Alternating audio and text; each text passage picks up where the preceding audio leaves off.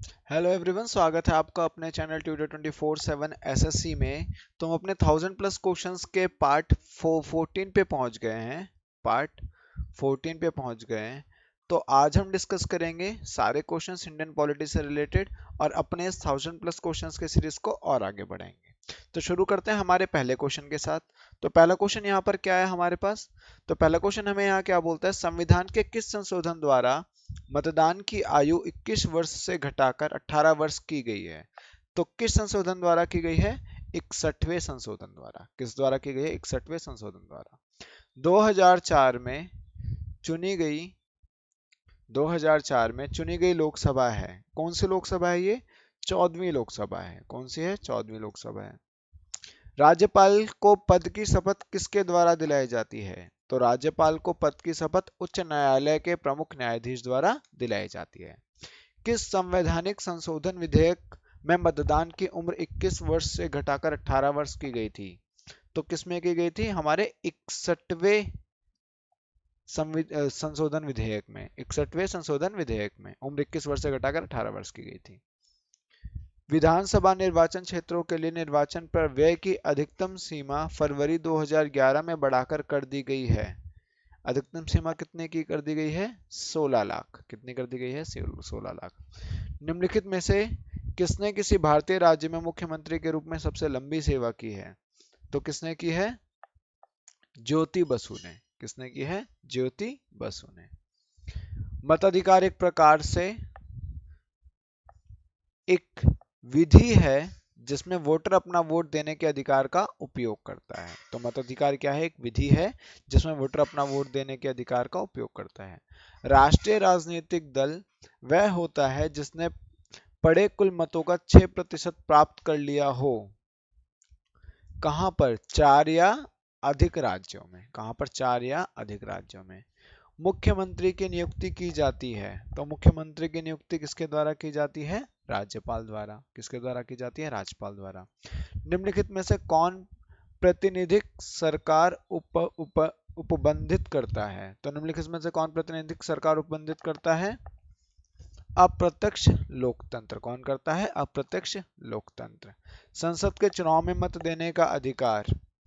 तो संसद के चुनाव में मत देने का अधिकार क्या है? कानूनी अधिकार है। राज्य की वास्तविक कार्यपालिका शक्तियों का प्रयोग किसके द्वारा किया जाता है? तो किसके द्वारा किया जाता है? मुख्यमंत्री द्वारा किया जाता है। किसका? वास्तविक कार्यपालिका शक्तियों का प्रयोग। किस दल ने 2 वर्ष के समय में 2 प्रधानमंत्री दिए? तो किसने दिए? जनता दल ने 2 वर्ष के समय में 2 प्रधानमंत्री दिए। अक्टूबर नवंबर 2005 में हुए आम चुनाव में बिहार की विधानसभा में सबसे अधिक सीटें निम्नलिखित में से किस पंजीकृत राजनीतिक दल को मिली? तो किसको मिली थी? भारतीय जनता पार्टी को। भारतीय संविधान के किस अनुच्छेद में मुख्यमंत्री के कार्यों को परिभाषित किया गया है? तो किस अनुच्छेद में मुख्यमंत्री के कार्यों को परिभाषित किया गया? अनुच्छेद 167 में। भारत के प्रथम मुख्य निर्वाचन आयुक्त कौन थे?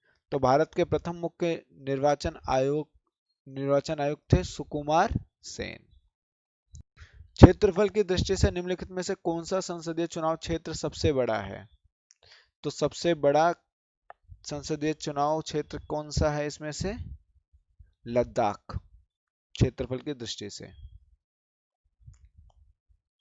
किसी राज्य का उच्चतम विधि अधिकारी कौन होता है? तो किसी राज्य का उच्चतम विधि अधिकारी होता है महाधिवक्ता। महाधिवक्ता। संवैधानिक राजसी का अर्थ है? तो संवैधानिक राजसी का अर्थ है संविधान द्वारा प्राप्त शक्ति के अनुसार राजा के द्वारा शक्तियों का प्रयोग। निम्नलिखित में से द्रविड़ कजगम के संस्थापक कौन थे? तो द्रविड़ कजगम के संस्थापक थे पेरियार ईवी रामास्वामी नायकर। भारत का दूसरा मुख्य निर्वाचन आयुक्त कौन था?